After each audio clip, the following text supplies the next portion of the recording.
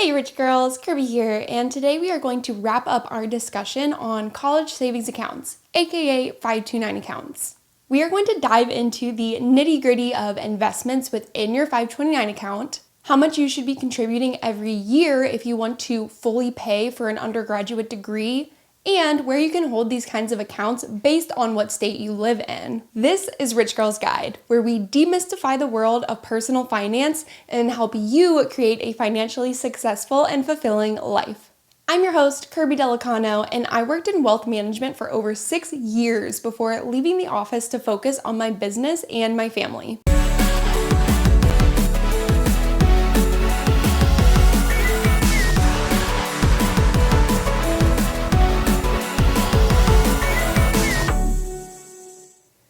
In today's episode, we are continuing our discussion on college savings accounts, or 529 accounts. I use these terms interchangeably, so just be aware if I start rambling on about 529s, I am still talking about college savings accounts. If you haven't already, definitely go check out part 1. We answer a lot of the big picture questions about 529 accounts, then come back to this one. By the way, I am focusing solely on college savings within the United States. Not gonna lie, I know zip about college savings in foreign countries. While I am going to be focusing on college savings accounts in this episode, you can absolutely use a lot of these same concepts for funding and choosing investments within an individual account or non-529 account. Let's start with opening your college savings account and choosing investments. Depending on the state in which you want to open your account, you may have several options to choose from, or you may only have one option. In my previous 529 episode, I mentioned a website that actually ranks 54 different college saving plans. Morningstar 529 ratings.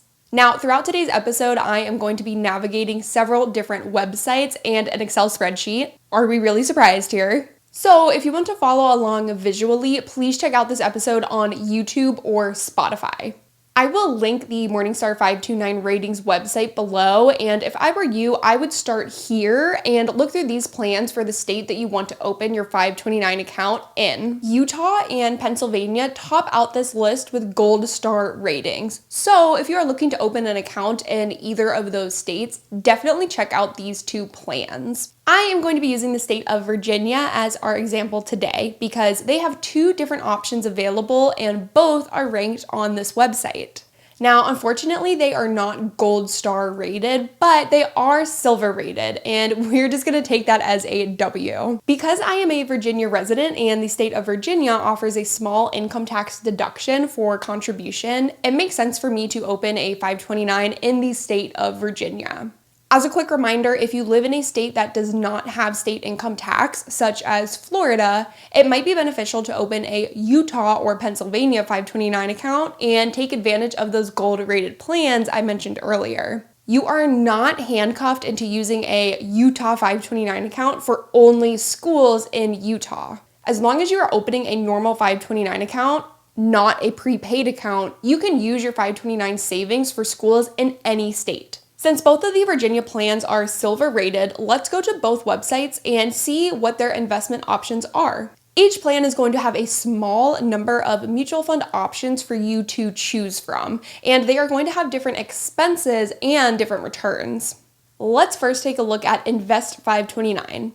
We will want to click on their portfolios, and we first see they have target enrollment funds. Pretty much every 529 plan will have their own version of these funds, and they act exactly the same as a target date retirement fund. The closer you get to the stated year of enrollment, the less risky the underlying holdings will be. For example, the 2042 Target Enrollment Fund is meant for children who will be starting college in the year 2042, so basically newborn babies. This fund is going to be more risky in the first few years because it has a longer time horizon before you need to withdraw funds. If parents had a newborn baby 17 years ago, they may have opted to purchase into the 2024 target date portfolio. Over time, it became less risky as the kids got closer to starting college. Every year, the portfolio will get less and less risky, meaning you can set it and forget it.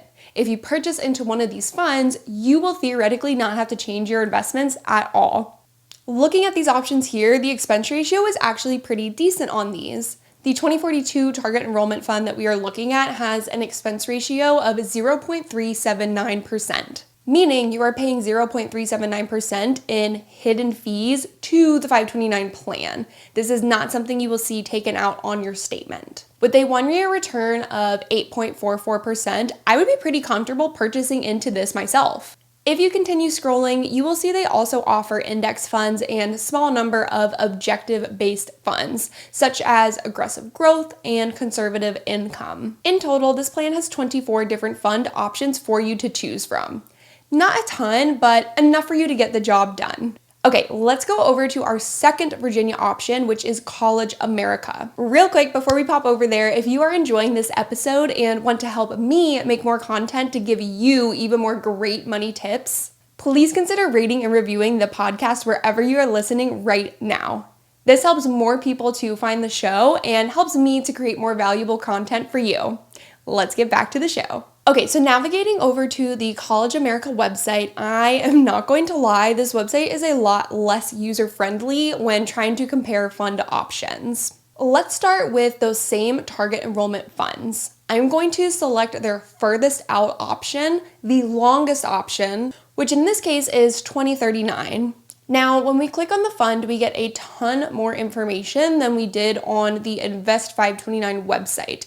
And I'm going to point out the 3 main things you should be looking at. First, we will want to compare the expense ratio. So here you can see the expense ratio for the College America Target Enrollment Fund is 0.87%, which is quite a bit higher than the Invest 529 Target Enrollment Fund, which was only 0.379%. Now, 2 quick things about the expense ratio. Since these are target date funds that will get less risky over time, these are most likely going to be the most expensive funds available. Essentially, you are paying the financial company to manage those underlying holdings for you. Second, you always want to compare the expense ratio alongside the return. If you are paying a higher expense ratio and you are getting a higher return, you might not care that the fund is more expensive. However, if the returns are lower and the expense ratio is still higher, that would be a red flag for me. I'm not going to pay a premium for a product that is giving me a lower return on my investment. So let's see how their 1-year return is looking. Okay, so after the fees and everything, which is what return with sales charge means, College America has a 1-year return of 10.48%. Invest 529 only had a 8.44% 1-year return. So in my mind, I would be willing to pay the extra 0.491% in expenses to reap the extra 2.04% in annual returns. Now, if your objective is not getting the highest possible return, let's say your objective is to minimize expenses as much as possible, then you may want to opt for the Invest 529. While returns are a great indicator as to how a fund has performed in the past and how they may perform in the future, there's absolutely no guarantee that the returns will continue to be higher with College America just because they were higher in the previous year. Okay, last thing I want to look for, I actually tried finding this earlier and it was a bit difficult to find,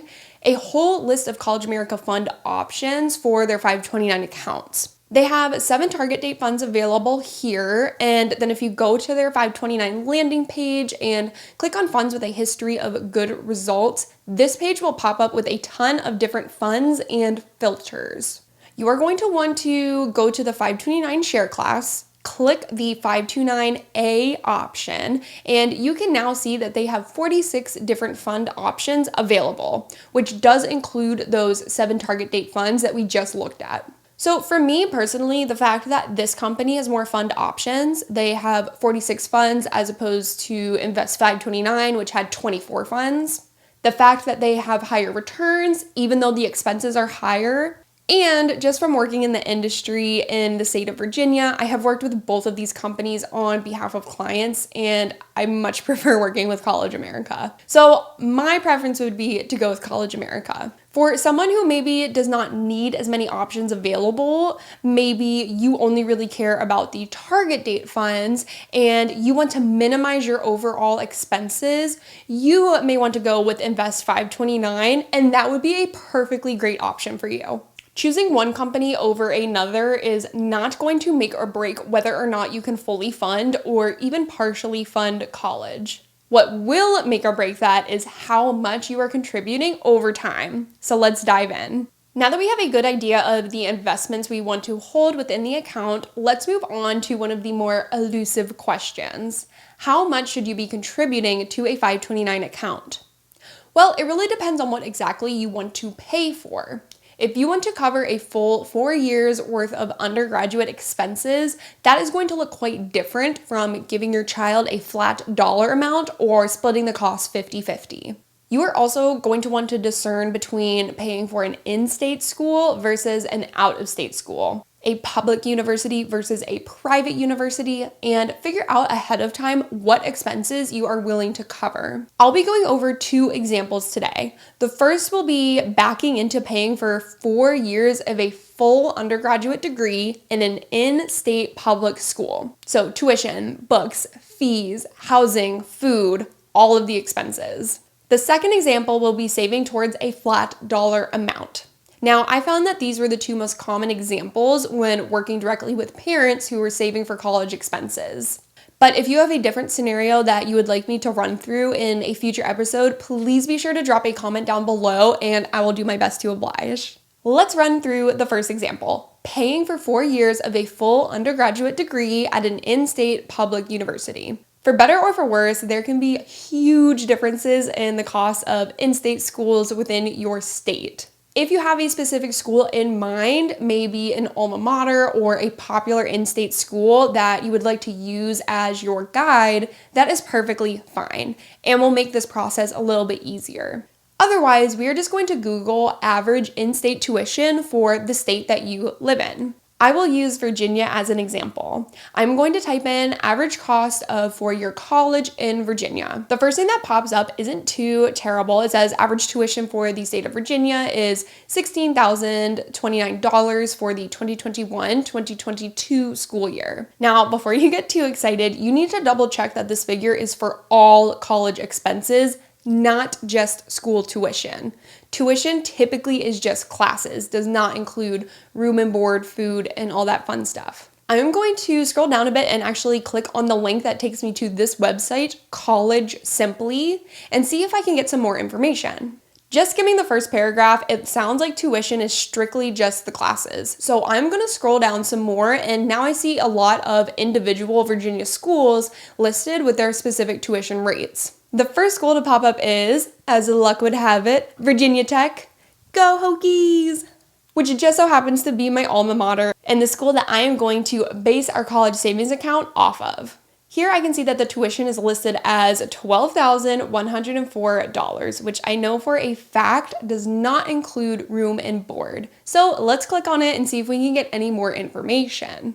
Once we scroll down, we can clearly see that figure is quickly inflating with the addition of books and supplies, other fees, room and board, and budget for other expenses. Our 1-year total expense has increased to a total of $32,274.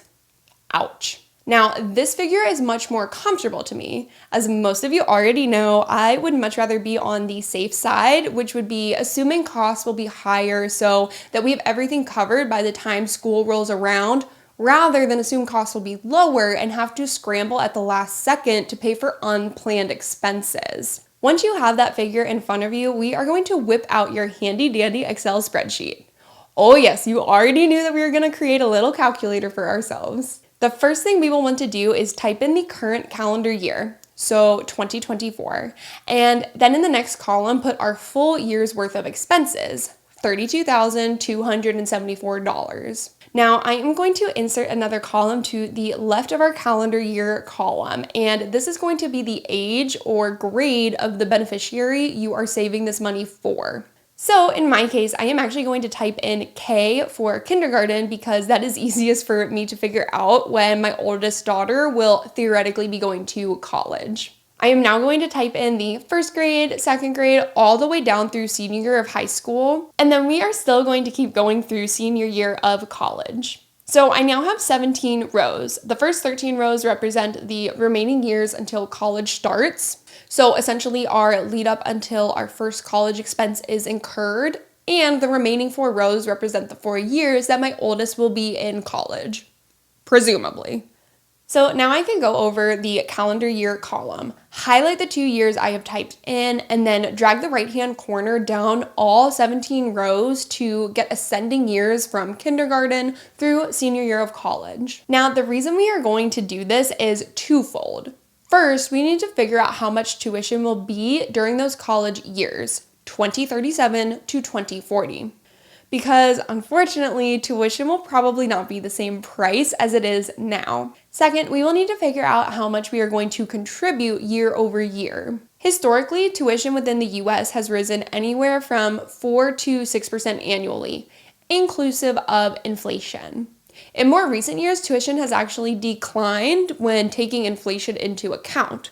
Whether that is due to a societal shift where high school graduates are wary of going to college and taking out student loans, or because inflation has just been so crazy that colleges have not raised prices to outpace it, honestly, it doesn't really matter because we are going to be conservative and assume prices will be raised year over year. Now, I would definitely not bank on any decreases in college expenses in the future. That just seems like completely out of the question for me.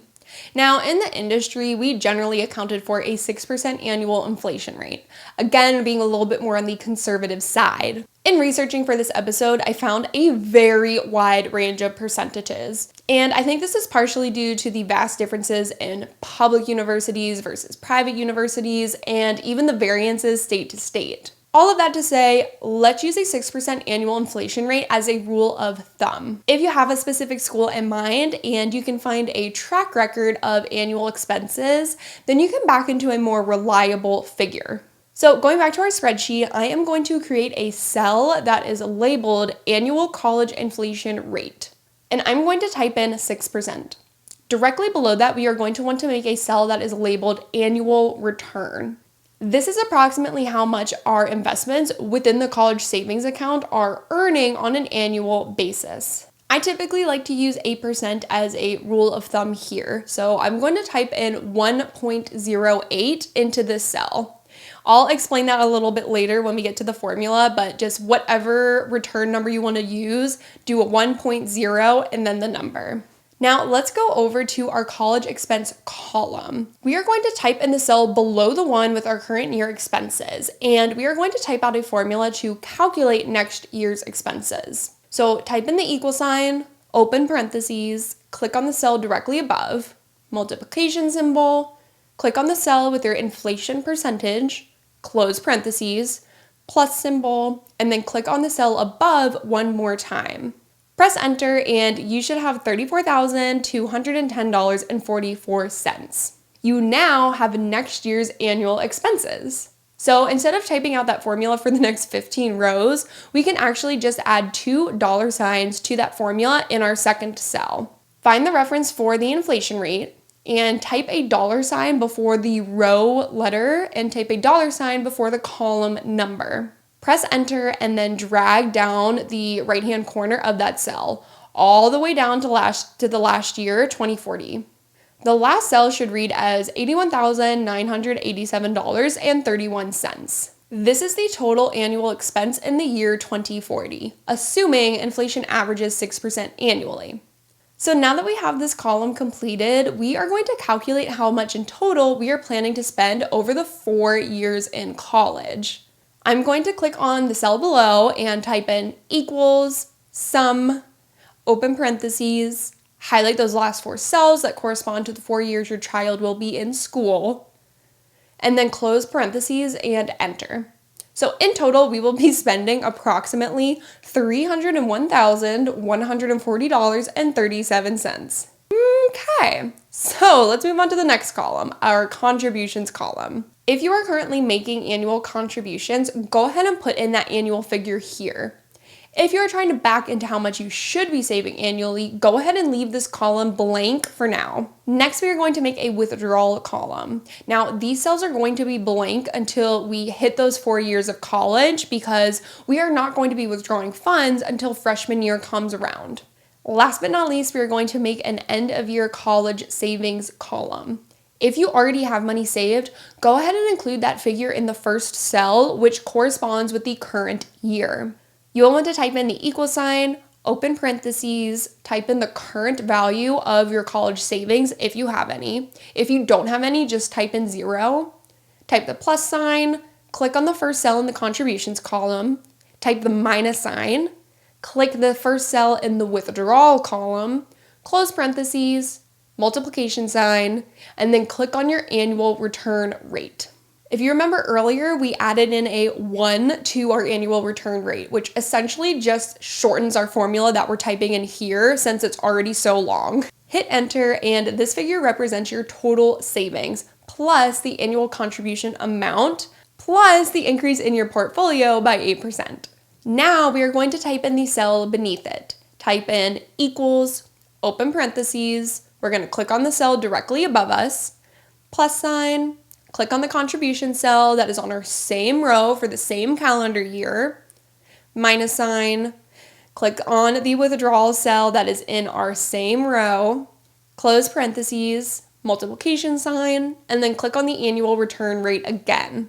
Click enter and then go back into that same cell. We're going to add in those dollar signs again to lock in our annual return cell. So type $1 sign before the annual return column, and another dollar sign before the annual return row. Click enter and then drag down that right-hand corner all the way to the end of senior year in college.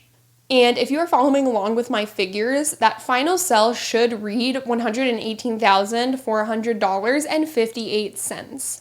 Now, this cell represents the total account value of your college savings account in the year 2040 if you made no additional contributions and you did not take any withdrawals. So let's add in the 4 withdrawals during the college years. Go into your withdrawal column starting in 2037 during freshman year. Type in equals and click on that year's college tuition. You will want to do the same thing for the following 3 cells. Once you are done, you will notice that your final cell in the end of year college savings column is now negative. Again, if you're following along with my figures, you should have a cell totaling negative $245,935.40. So let's fix that. In an ideal world, if you want to fully cover those 4 years of college and have $0 left, you will want that last cell to read $0. Let's start by adding in annual contribution amounts. I know for me, we will be contributing a minimum of $2,400 annually. So I'm just going to go ahead and start with that figure, even though it's a minimum number. So let's type that into each cell in our contributions column. Now I am going to end contributions at senior year of high school. This is because I do not necessarily want to be contributing to the 529 account during college years. I would rather just pay out of pocket or already have the account funded prior to freshman year. This is a personal decision on my part, so do what you will with that information. We have quite a deficit, over $170,000 in fact, which means I'm going to need to increase that annual dollar amount. Now, you have 2 choices here. You can either increase all of the cells the same amount, or you can choose to increase them a little bit year over year. Essentially, you are assuming you will make more money in subsequent years and would like to increase contributions in kind. For simplicity's sake for today's episode, I am just going to increase all of the cells so that they are all the same figure. Since the deficit is so large, I am just going to double that amount from $2,400 to $4,800 and see where that takes us.